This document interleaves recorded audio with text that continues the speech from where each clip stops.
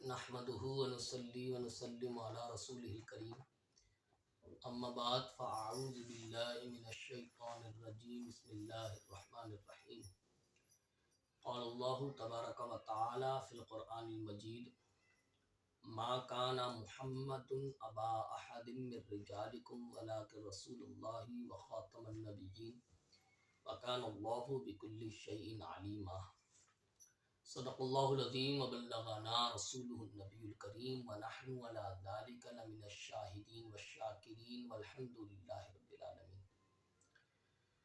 اللہ رب العالمین کا فضل و کرم، مالک کا احسان کہ پروردگار عالم نے ہمیں مسلمان بنایا، اللہ تعالیٰ نے ہمیں انسان بنایا اور پروردگار عالم نے ہمیں اپنے پیارے حبیب لبیب، دلوں کے طبیب احمد مجتبیٰ محمد مصطفیٰ صلی اللہ علیہ وسلم کا امتی بنایا۔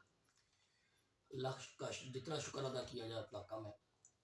اللہ کی بے شمار نعمتیں ہیں، تمام نعمتوں پر میں اللہ تعالیٰ کا شکر ادا کرتا ہوں۔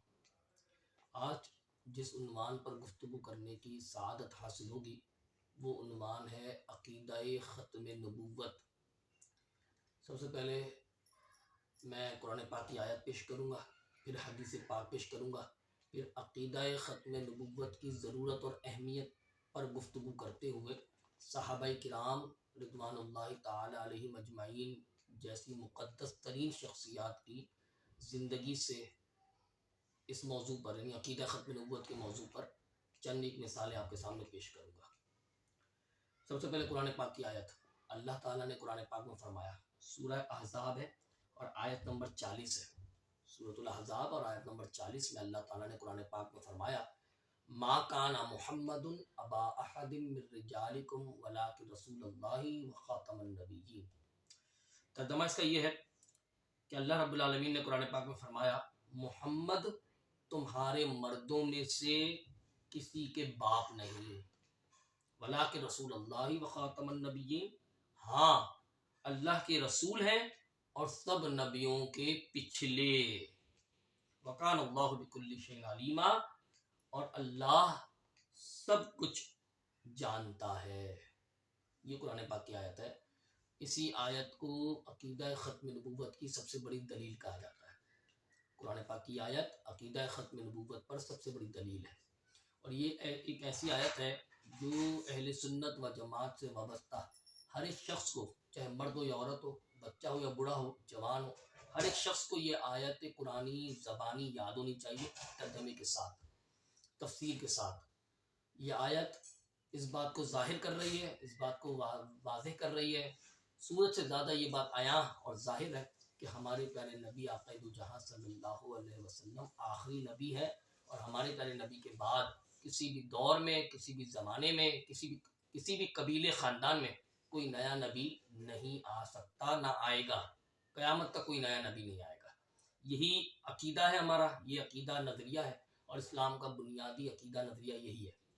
کلمہ شریف ہم پڑھتے ہیں، پہلا کلمہ ہے لا الہ الا اللہ محمد رسول اللہ، تو کلمے کا جو دوسرا حصہ ہے محمد رسول اللہ، اس کلمے کے دوسرے حصے کی آپ سمجھ لیں یہ ایک ایسا عقیدہ ہے، عقیدہ ختم نبوت، کہ اگر اس کا انکار کر دے کوئی تو کلمے کے دوسرے حصے کا انکار ہو جاتا ہے، یعنی محمد رسول اللہ، کہ محمد صلی اللہ علیہ وسلم اللہ کے رسول ہیں، اس بات کا انکار لازم آتا ہے اگر کوئی عقیدہ ختم نبوت کا انکار کر دے۔ اللہ اکبر۔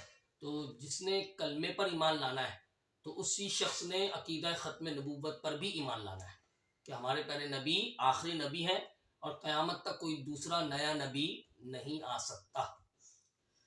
یہ میں نے آپ کے سامنے قرآن پاک کی آیت پیش کی۔ اب حدیث پاک، اللہ کے پیارے نبی ہمارے پیارے آقا قائد جہاں صلی اللہ علیہ وسلم کا ارشاد پاک ہے، حضور نے ارشاد فرمایا، انا خاتم النبیین لا نبی بعدی۔ سرکار دو جہاں رحمت عالمیہ شاہ کون و مکان صلی اللہ علیہ وسلم فرماتے ہیں کہ میں آخری نبی ہوں اور میرے بعد کوئی نبی نہیں۔ اللہ اکبر۔ ہمارے پیارے نبی پر اللہ نے قرآن پاک نازل فرمایا تو قرآن پاک کی سب سے بہترین تشریح اور توضیح سرکار دو جہاں صلی اللہ علیہ وسلم نے بیان فرمائی۔ تو ہمارے پیارے نبی نے بیان کر دیا، جو خاتم النبیین کا ورڈ آیا نا قرآن میں، یہی ورڈ اللہ کے نبی نے اپنی زبان مبارک سے ادا فرمایا، انا خاتم النبیین، پھر آگے اسی وضاحت کر دی، لا نبی بعدی، یہ کہہ کر وضاحت کر دی کہ خاتم النبیین کا مطلب ہے کہ میرے بعد کوئی نبی نہیں. سبحان اللہ. اس کی وضاحت اللہ نے بھی قرآن میں کر دی، عقیدہ ختم نبوت کی وضاحت، اور عقیدہ ختم نبوت کی وضاحت ہمارے پیارے نبی نے بھی بیان فرما دی. اب یہ عقیدہ ختم نبوت کتنا ضروری عقیدہ ہے، کس قدر ضروری ہے کہ اس کا بیان اللہ نے قرآن میں بھی کیا، اور ہمارے پیارے نبی آقا دو جہاں صلی اللہ علیہ وسلم نے بھی اس کو اپنے فرمان سے اس کو واضح کر دیا، ظاہر کر دیا. حدیث پاک سے بھی یہ عقیدہ ختم نبوت ثابت ہے، قرآن سے بھی ثابت ہے، حدیث سے بھی ثابت ہے. اب اس کی مزید عقیدہ ختم نبوت کی ضرورت اور اہمیت کے تناظر میں مزید اس کی چند ایک مثالیں صحابہ کرام جیسی مقدس شخصیات کی زندگی سے دینا چاہوں گا. خلیفۃ المسلمین امیر المومنین، خلیفہ اول، یار غار و یار مزار، جانشین پیغمبر حضرت سیدنا صدیق اکبر رضی اللہ تعالیٰ عنہ، جو پہلے خلیفہ ہیں ہمارے پہلے نبی کے دنیا سے پردہ فرمانے کے بعد. حضرت سیدنا صدیق اکبر رضی اللہ تعالیٰ عنہ نے اس امت کی نگہبانی اور نگرانی کے فرائض انجام دیے. اللہ اکبر، قربان جائے. حضرت سیدنا صدیق اکبر رضی اللہ تعالیٰ عنہ نے اپنے پیارے نبی کی جانشینی کا حق ادا کیا، اپنی صحابیت کا حق ادا کیا. جو سرکار دو جہاں رحمت عالمیہ صلی اللہ علیہ وسلم سے جو رفاقت اور جو سرکار سے نسبت تھی سیدنا صدیق اکبر کو رضی اللہ تعالیٰ عنہ کو، تو اس نسبت کا، اس رفاقت کا حق ادا کر کے دکھایا حضرت سیدنا صدیق اکبر رضی اللہ تعالیٰ عنہ نے. ہمارے پیارے نبی آقا دو جہاں صلی اللہ علیہ وسلم کے دنیا سے پردہ فرمانے کے بعد ایک شخص مسیلمہ کذاب، مسیلمہ کے نام سے ایک شخص تھا جس نے معاذ اللہ نبوت کا دعویٰ کر دیا تھا، اور اس شخص کے خلاف جانشین پیغمبر، خلیفۃ المسلمین، خلیفہ اول، امیر المومنین حضرت سیدنا صدیق اکبر رضی اللہ تعالیٰ عنہ نے علم جہاد بلند کیا. صحابہ کرام کی قیادت فرماتے ہوئے حضرت سیدنا صدیق اکبر رضی اللہ تعالیٰ عنہ نے مسیلمہ کذاب جیسے فتنے کی سرکوبی فرمائی، شدید مذمت فرمائی. صحابہ کرام نے مل کر مسیلمہ کذاب کے خلاف جہاد کیا اور اس کو واصل جہنم کیا، اس مردود کو، اس ملعون کو دنیا سے اس کو رخصت کیا، اس کو واصل جہنم کیا. اللہ اکبر. اب آپ دیکھیں کہ صحابہ کرام نے اپنے عقیدے نظریے کو بچانے کے لیے حضرت سیدنا صدیق اکبر رضی اللہ تعالیٰ عنہ کی قیادت میں تمام صحابہ کرام جمع ہوئے اور مسیلمہ کذاب جیسے فتنے کی سرکوبی فرمائی، اس فتنے کو ختم کیا اور مسیلمہ کذاب کو واصل جہنم کیا.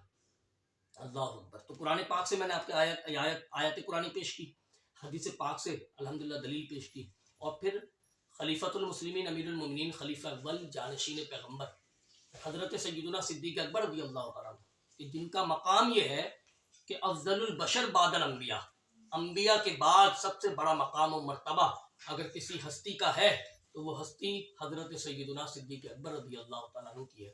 اور آپ نے اپنی خلافت میں صحابہ کرام کی متفقہ رائے سے صحابہ کرام کی قیادت فرماتے ہوئے مسیلمہ کذاب جیسے فتنے کی آپ نے سرکوبی کی، اس فتنے کو آپ نے ختم کیا، اس فتنے کی تردید کی آپ نے. اللہ اکبر. تو عقیدہ ختم نبوت کس قدر اہم ہے، کتنا زیادہ ضروری اور اہمیت کا حامل ہے، یہ ہمیں صحابہ کرام کی زندگی سے بھی پتہ چلتا ہے. اللہ اکبر. تو مسیلمہ کذاب سے لے کر آج تک مرزا غلام احمد قادیانی، مرزا غلام احمد قادیانی جس کی نسبت سے جو قادیانی ہے وہ مرزائی بھی کہلاتے ہیں اور قادیانی بھی کہلاتے ہیں. جو قادیانی ہے مرزا غلام احمد قادیانی جس نے نبی ہونے کا دعویٰ کیا تھا، نعوذ باللہ من ذالک، اور وہ گندگی میں مارا گیا، وہ مردود، وہ ملعون، وہ خبیث اپنی ہی گندگی، اپنی نجاست میں مارا گیا. اللہ تعالیٰ نے اس کو بہت ہی نشان عبرت بنایا، اس کو عبرتناک موت دی اللہ نے. اللہ اکبر. مرزا غلام احمد قادیانی ہو یا جتنے بھی لوگ جنہوں نے نبوت کا دعویٰ کیا، معاذ اللہ نعوذ باللہ من ذالک، جنہوں نے نبوت کا دعویٰ کر کے اس امت کو توڑنے کی کوشش کی، اس امت کے اتفاق کو، اتحاد کو پارا پارا کرنے کی کوشش کی، ان لوگوں کو اللہ نے واصل جہنم کیا، ان لوگوں کو اللہ نے نشان عبرت بنا دیا، ان لوگوں کو اللہ نے سامان عبرت بنایا. وہ لوگ آج ان کا نام لینے والا کوئی نہیں، ان لوگوں کا نام لینے والا کوئی نہیں.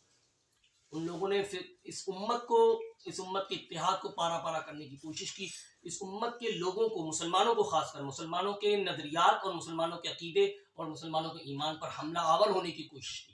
اور آج بھی ایسے لوگ موجود ہیں جو معاذ اللہ ثم معاذ اللہ دنیا بھر میں جو نبی ہونے کا دعویٰ کر رہا ہے، نبوت کا دعویٰ کر رہا ہے. ایسے جتنے بھی لوگ ہیں وہ کذاب ہیں، جھوٹے ہیں، ملعون ہیں، مردود ہیں، خبیث ہیں.